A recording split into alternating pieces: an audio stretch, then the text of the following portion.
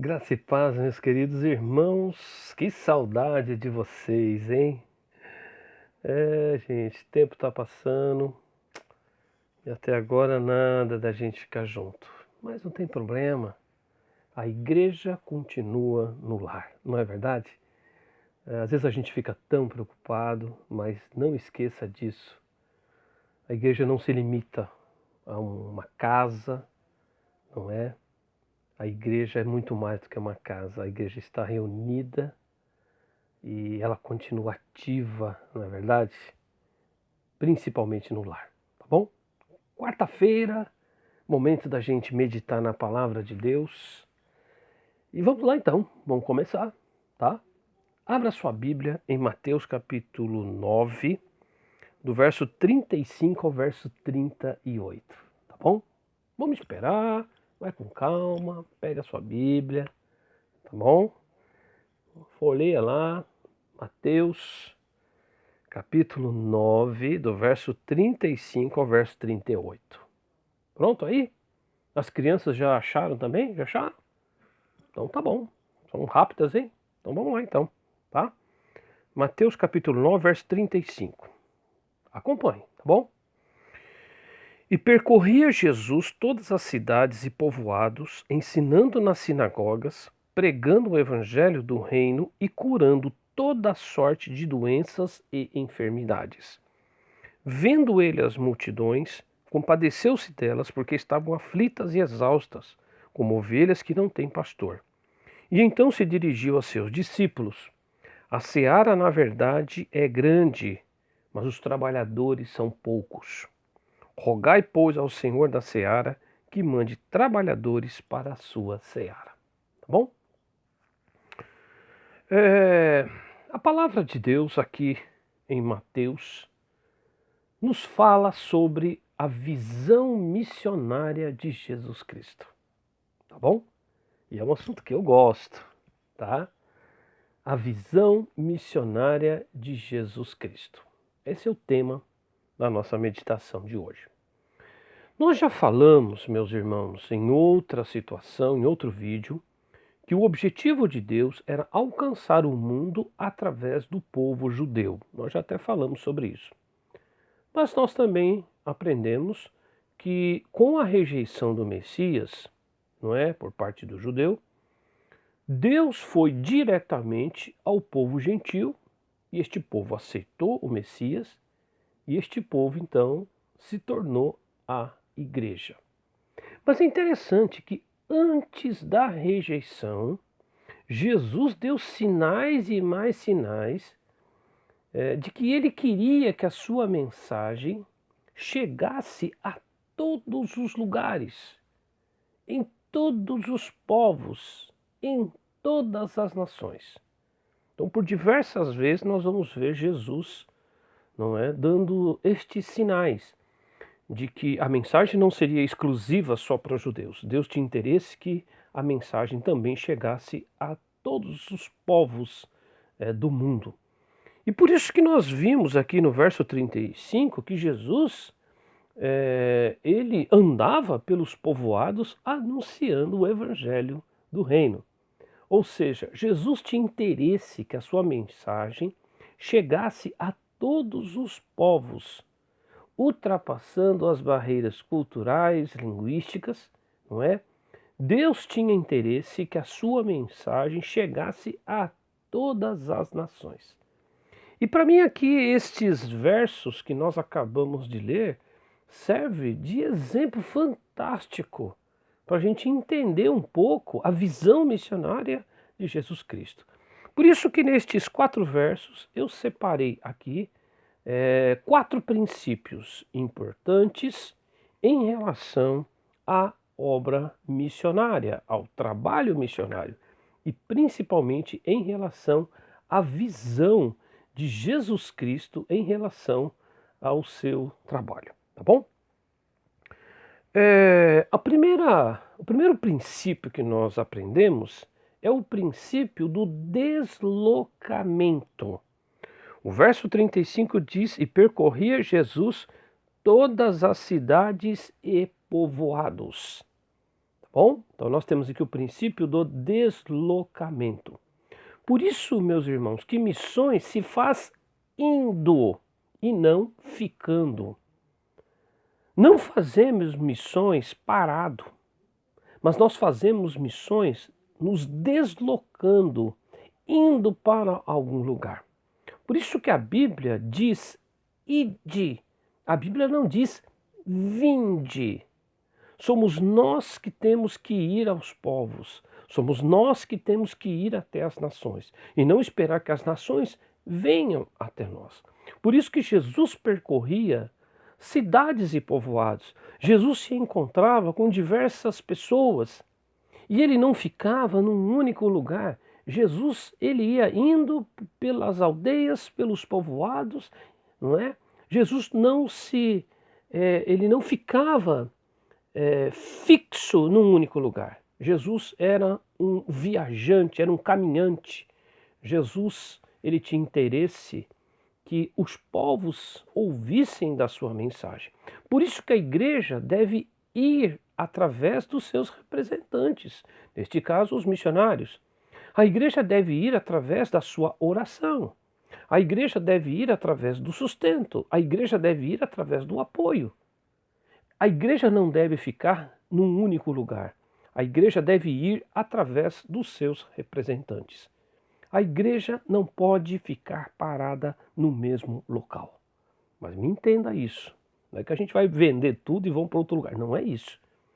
Mas a igreja ela não pode ser um fim em si mesma. A igreja precisa avançar, a igreja precisa se deslocar até os povoados, até as nações, não é? Os grupos minoritários e os grupos majoritários, não é? Nós temos que chegar até os povos, tá bom? Um segundo princípio que nós aprendemos com Jesus aqui é o princípio da empatia. No verso 36 diz: vendo ele as multidões, compadeceu-se delas. Empatia, compaixão. Empatia, meus irmãos, é se colocar no lugar do outro. Jesus se compadeceu das pessoas. E na avaliação de Jesus, as pessoas estavam aflitas e exaustas, né? E Jesus diz que elas estavam sendo comparadas a ovelhas sem pastor. Me impressiona estas duas palavras, aflitas e exaustas. As pessoas estavam cansadas. Aflita implica num estado de espírito de incomodação. Este é o estado dos povos e das nações nos nossos dias. Por isso, irmãos, que compadecer-se é poder ver o coração dos outros, é sentir o que o outro sente. Mas parece que hoje nós temos uma igreja fria, nós temos uma igreja medrosa, nós temos uma igreja que não é capaz de entender o sofrimento e a necessidade do outro. Vamos lembrar, irmãos, que Jesus chorou pelos outros. Jesus sentiu a dor do necessitado. Jesus sofria por ver a situação espiritual que o homem estava. Por isso que é importante nós termos empatia, e empatia aqui implica na compaixão de Jesus pelas pessoas, tá bom? Em terceiro lugar, nós também aprendemos um terceiro princípio, que é o princípio da realidade. O verso 37, vou ler novamente, só para a gente poder lembrar, diz: e então se dirigiu a seus discípulos: a seara na verdade é grande, mas os trabalhadores são poucos. Jesus é realista. Ele não mente para ninguém. O trabalho é muito grande e ele está dizendo, e nós somos poucos. Infelizmente, parece que sempre teremos mais trabalho do que trabalhadores. Mas quando eu digo que Jesus é realista, não é? Além de ser realista, ele também está expressando a tendência humana ao descompromisso, A tendência humana ao descaso, à frieza, à falta de envolvimento, o comodismo, o desinteresse, a falta de amor pelo próximo. Então, quando Jesus diz que a seara é grande e os trabalhadores são poucos, Jesus está sendo realista, sim, a obra é muito grande.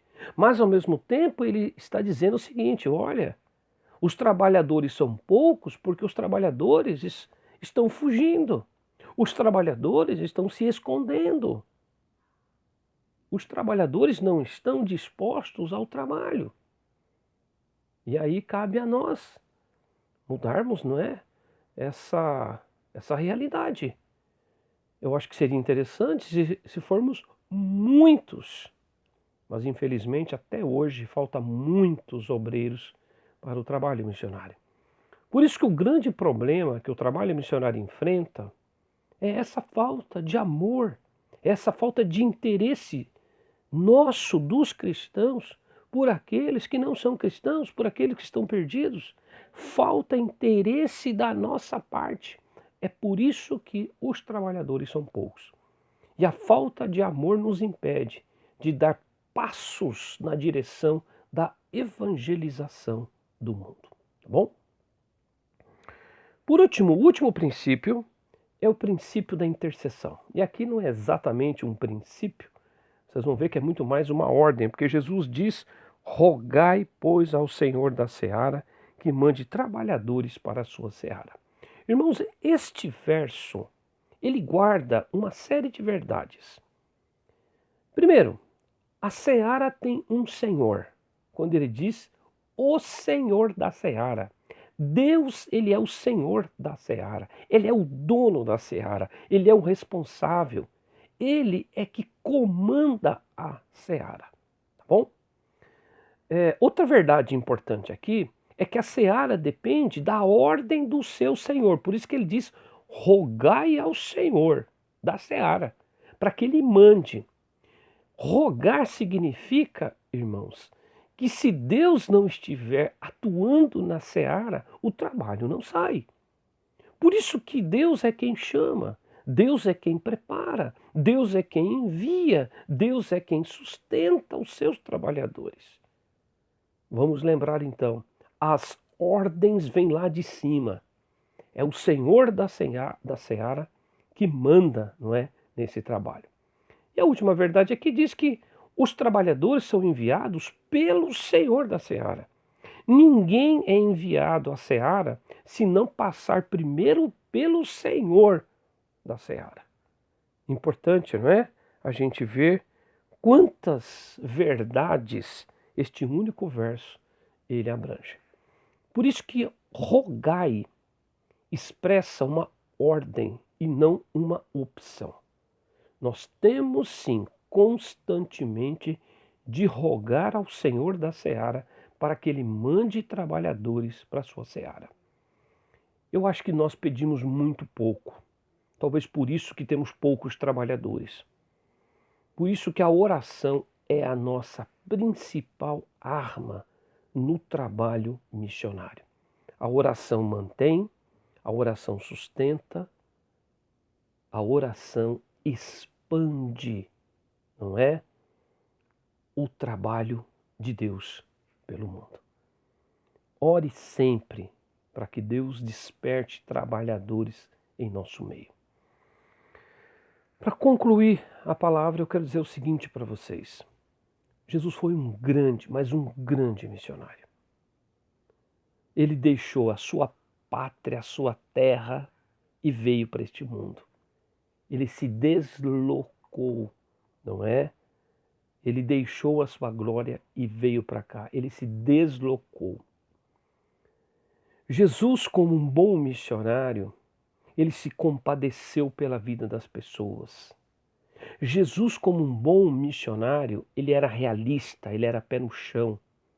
Ele olhava, ele sabia que a obra era muito grande, mas infelizmente os trabalhadores eram poucos, e aqui os trabalhadores eram poucos, porque havia pouquíssima disposição em servir ao Mestre. E Jesus, como o grande missionário, ele também intercedeu por nós, ele intercedeu por aqueles que iriam crer no seu nome. Queridos, nós temos pedido muito pouco. Nós temos feito muito pouco em relação à obra missionária. Isso sempre pesa muito no meu coração.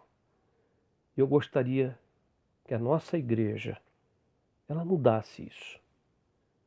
Que a nossa igreja tivesse uma visão maior do trabalho missionário. Quem sabe não está na hora da gente começar a adotar missionários. Quem sabe não está na hora da gente ter o nosso período de intercessão pelos missionários. Não é isso? Eu gostaria de deixar esse desafio para você pensar sobre isso e pensar na importância do trabalho de expansão do Evangelho pelo mundo. Jesus deixou um exemplo maravilhoso e esse exemplo deve ser seguido por cada um de nós. Amém? Deus te abençoe. Que esta palavra edifique seu coração, que você perceba que a obra missionária não é uma invenção dos homens. A obra missionária é uma invenção direta do nosso Deus, tendo Jesus como nosso primeiro missionário. Tá bom? Eu quero continuar pedindo as orações de vocês por nossa igreja. Eu quero pedir também que a gente continue fazendo as nossas contribuições, depositando na conta da igreja. Nós temos compromissos, não esqueçam, irmãos. Eu conto com vocês, tá bom? Para isso, faça a sua transferência, tá bom? Não estou pedindo para enriquecer ninguém, nem a mim, ninguém. Mas estou pedindo realmente para que você faça isso, para que a gente mantenha a casa de Deus em pé, com tudo aquilo que nós temos pela frente, tá bom? Eu quero deixar um forte abraço para todos vocês. Esta semana alguns irmãos fizeram aniversário, foi muito bom. Não vou nem citar os nomes, tá? Porque eu posso esquecer de alguém e alguém vai ficar chateado. O pastor não lembrou de mim, né? Eu tenho lembrado de vocês constantemente. Estou quietinho no meu canto, trabalhando, eu trabalho fora, vocês sabem disso. Eu não parei, tá, gente? Eu estou trabalhando o tempo todo, atendendo pessoas online, atendendo pessoas no presencial. Eu não parei nessa quarentena.